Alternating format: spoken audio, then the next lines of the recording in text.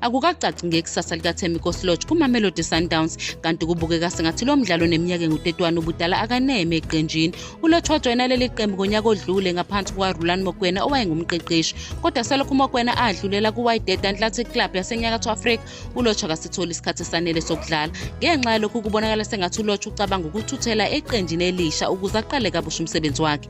Kubikwa ukuthi iSundowns ithembise uLorch kuWydad, kodwa kunamahlebeza aqinile ukuthi iKaizer Chiefs ifuna ukumsayinisa unomphela. Nokho iSundowns ayizimisele ngokusiza izimbangi zayo, kodwa ingamane ithumela uLorch kuWydad ngokubolekiswa noma imdayisi, lapho uMokoena angamnika khona isikhathi esanele sokudlala. uLorch waziwa ngekhono lakhe lokudlala kahle, ngakho-ke angaba isengeze esihle kunoma yiliphi iqembu. Kodwa namanje akukacaci noma uLorch ufuna ukuyozama inhlanhla eNyakatho Afrika noma uncamela ukuyogijima kuKaizer Chiefs okuyiqembu alijwayele lasekhaya. Njengoba kuphela iwindo yokudayiselana ngabadlali ngoJanuwari, isimo sisathuthuka. Abalandeli bamakhosi basahlele ethembeni lokubona uLorch ejoyina iqembu labo, kanti iSundowns yona ifuna ukuthola isisombululo esingeke sisize izimbangi zayo.